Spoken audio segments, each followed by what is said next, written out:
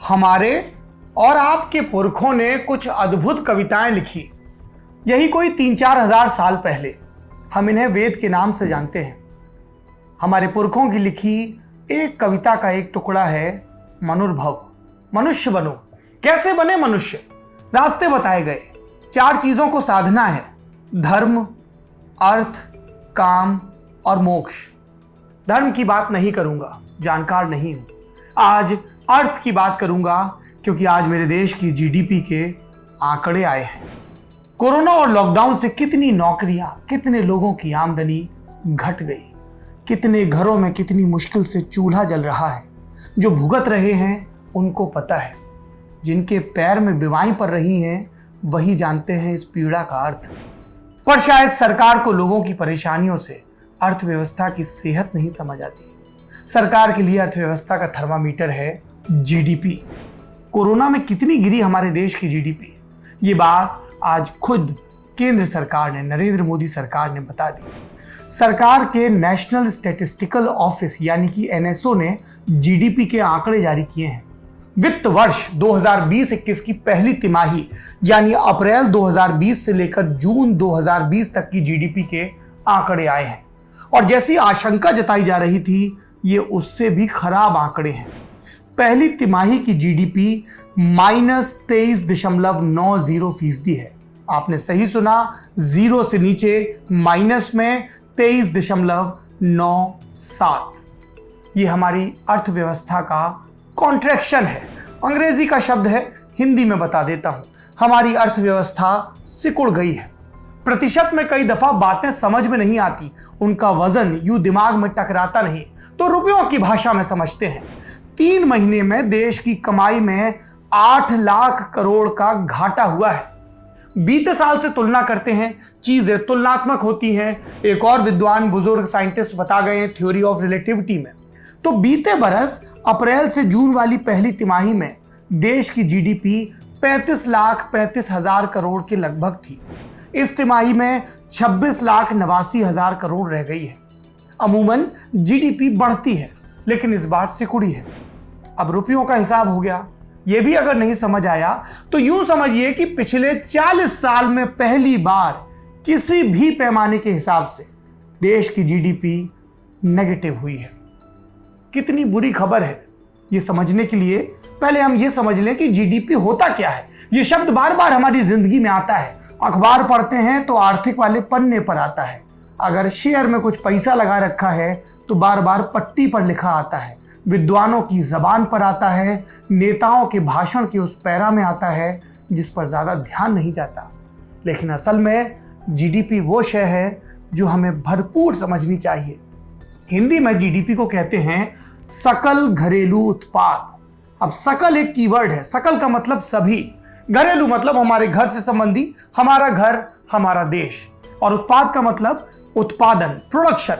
कुल मिलाकर देश में हो रहा हर तरह का उत्पादन। उत्पादन कहां होता है? कारखानों में होता है, खेतों में होता है। कुछ बरस पहले इसमें शिक्षा, स्वास्थ्य, बैंकिंग और कंप्यूटर जैसी अलग अलग सेवाओं को भी जोड़ा गया, यानी कि सर्विस सेक्टर, वो भी एक किस्म का उत्पादन है। तो उत्पादन और सेवा क्षेत्र, उनकी जो तरक्की है या गिरावट है, उसका आंकड़ा जीडीपी कहलाता है। साल भर का है इसलिए सकल कहा गया, सब चीजों को जोड़ के। तो अगली दफा ये टर्म आपके सामने आए, जीडीपी क्या होता है, तो याद रखिए एक वर्ष के अंदर हमारे पूरे देश में जो सकल उत्पादन हुआ है, प्रोडक्शन के पॉइंट ऑफ व्यू से, सर्विस के पॉइंट ऑफ व्यू से, उसके योग को जीडीपी कहते हैं। जीडीपी का अध्ययन तुलनात्मक होता है, मतलब पिछले साल के मुकाबले जितनी बढ़ोतरी होती है, जो कि अमूमन होती है, उसका प्रतिशत जीडीपी की विकास दर कहलाता है, ग्रोथ रेट कहलाता है। मान लीजिए पिछले साल जीडीपी 100 थी, इस साल 110 हो गई, तो अर्थ हुआ कि 10% की जीडीपी ग्रोथ हुई। और मान लीजिए पिछले साल 100 थी और इस साल 90 ही रह गई, तो जीडीपी की ग्रोथ रेट -10 हो गई। जीडीपी के लिए एक बेस ईयर भी तय किया जाता है, यह भी जानिए, क्योंकि इसी बेस ईयर के आधार पर आगे के वर्षों की जीडीपी गिनी जाती है। जिन लोगों ने नरेंद्र मोदी सरकार के पहले कार्यकाल को गौर से देखा, सुना और समझा है, उन्हें यह बेस ईयर शब्द कुछ जाना चीन्हा लग रहा होगा। जीडीपी की गणना हर तिमाही से होती है। इसको जोड़ने की, इसकी गणना करने की जिम्मेदारी ministry of statics and programme implementation के तहत आने वाले सेंट्रल स्टैटिक्स ऑफिस की होती है। अब वापस आते हैं -23.9 वाले आंकड़े पर। इसका अर्थ यह है कि इस तिमाही में पहले से ग्रोथ होने की बात तो दूर, उद्योग धंधों के ठप होने से पिछले साल के मुकाबले उत्पाद 23.9% घटे हैं और इसीलिए जीडीपी का आंकड़ा माइनस में है। हमारे मैन्युफैक्चरिंग सेक्टर की बात करें तो यहां पर ग्रोथ 39.3% है। माइनिंग की बात करें तो 41.3% है। रियल एस्टेट यानी भवन निर्माण की बात करें तो -50% है।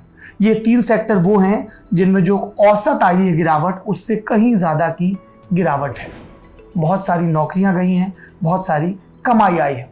अब आपने अगर गणित पर थोड़ा भी गौर किया होगा तो आप समझ जाएंगे कि मैं आपको जीडीपी की जो ग्रोथ रेट बता रहा हूं, जो माइनस में है, 23 के अल्ले पल्ले है, उसके मुकाबले यहां तो ग्रोथ और ज्यादा घटी है, तो कहीं बढ़ी भी होगी तभी औसत इतना आया।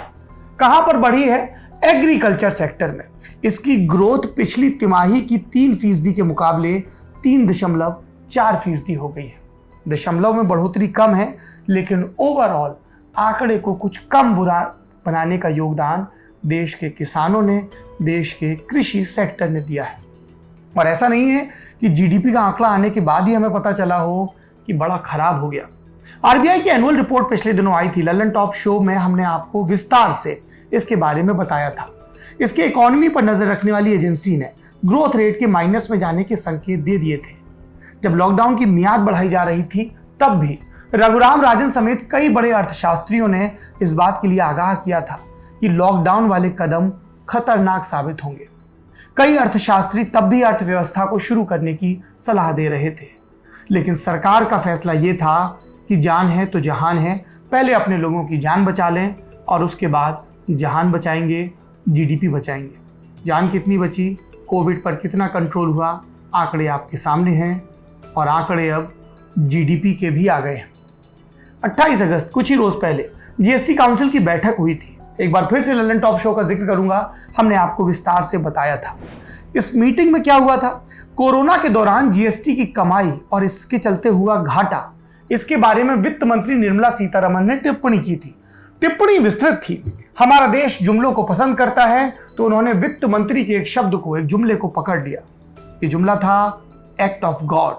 बीमारी का फैलना एक्ट ऑफ गॉड हो सकता है, लेकिन इसमें अर्थव्यवस्था की सेहत को दुरुस्त रखना एक्ट ऑफ गवर्नमेंट है। ये बात मैं इसलिए कह रहा हूं क्योंकि भारत से ज्यादा कोरोना जिन देशों में फैला, उनकी अर्थव्यवस्था इतनी बर्बाद नहीं हुई। हम मानते हैं कि दुनिया की बड़ी बड़ी अर्थव्यवस्थाओं को नुकसान हुआ है, लेकिन सबसे ज्यादा नुकसान भारत को हुआ है।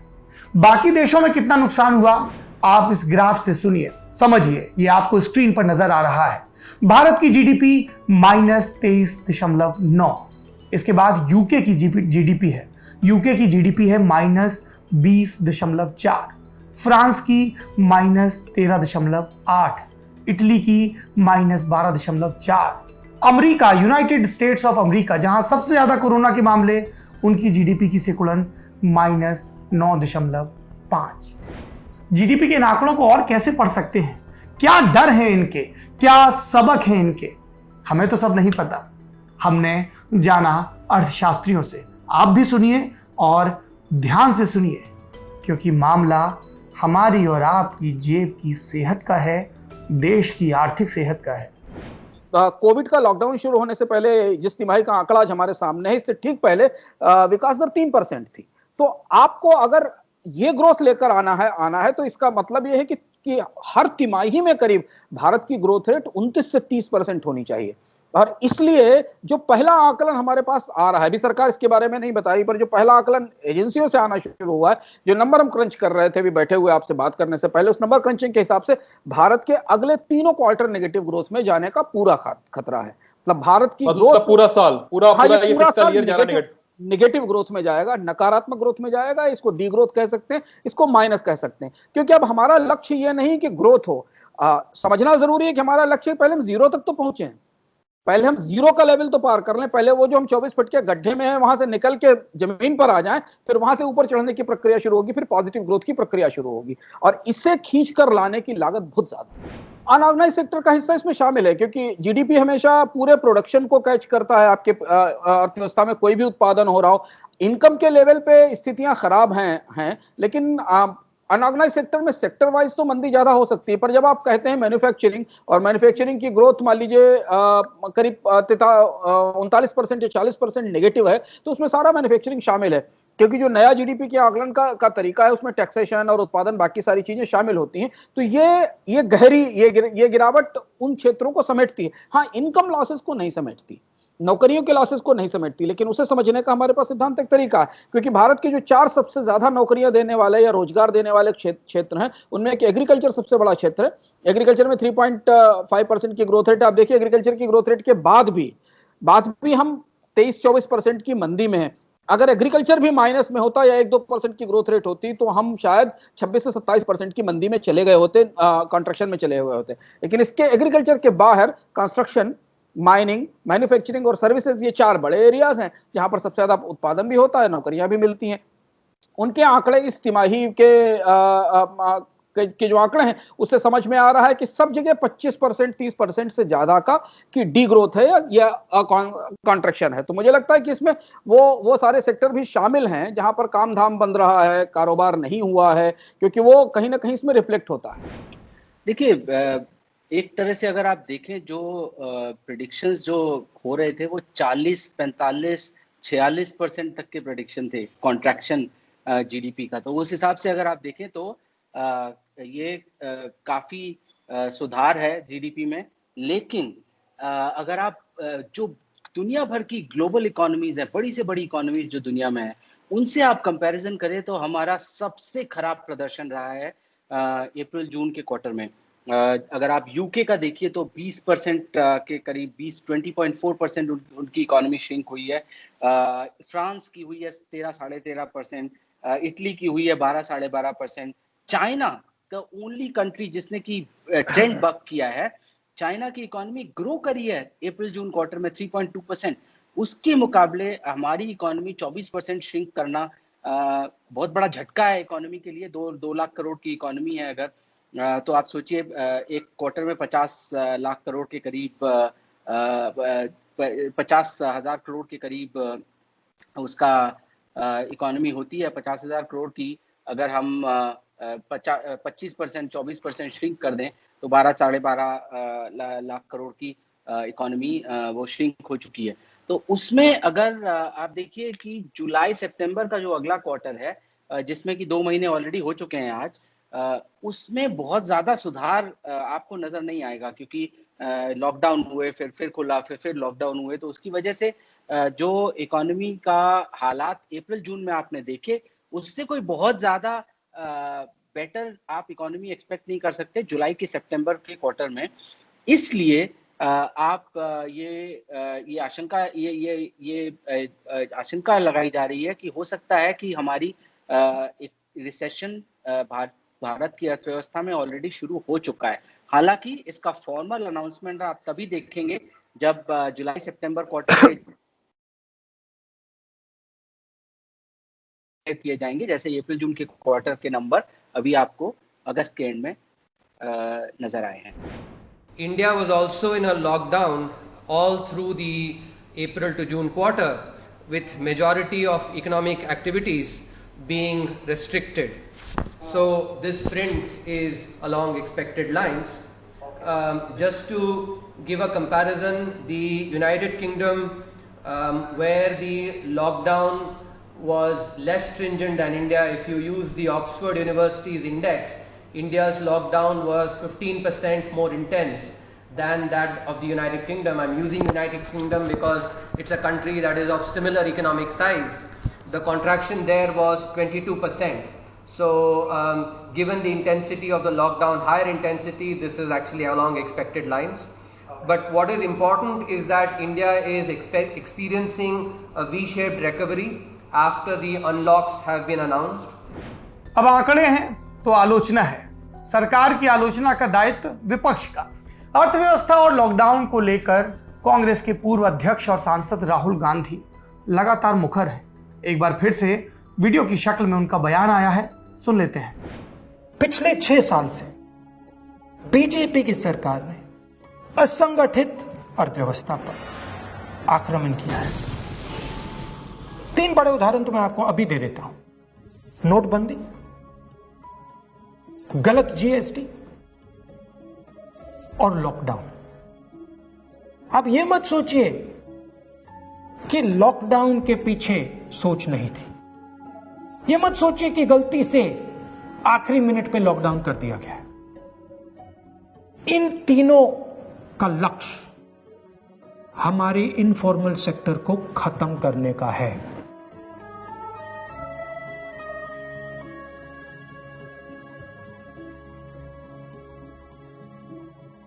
प्रधानमंत्री जी को अगर सरकार चलानी है, मीडिया की जरूरत है, मार्केटिंग की जरूरत है। मीडिया और मार्केटिंग 15-20 लोग करते हैं। इनफॉर्मल सेक्टर में पैसा है, लाखों करोड़ रुपए, जिसको ये लोग छू नहीं सकते।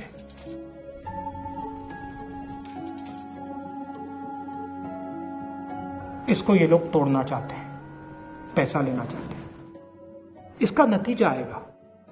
नतीजा यह होगा कि हिंदुस्तान रोजगार पैदा नहीं कर पाएगा। क्यों? क्योंकि इनफॉर्मल सेक्टर 90% से ज्यादा रोजगार देता है।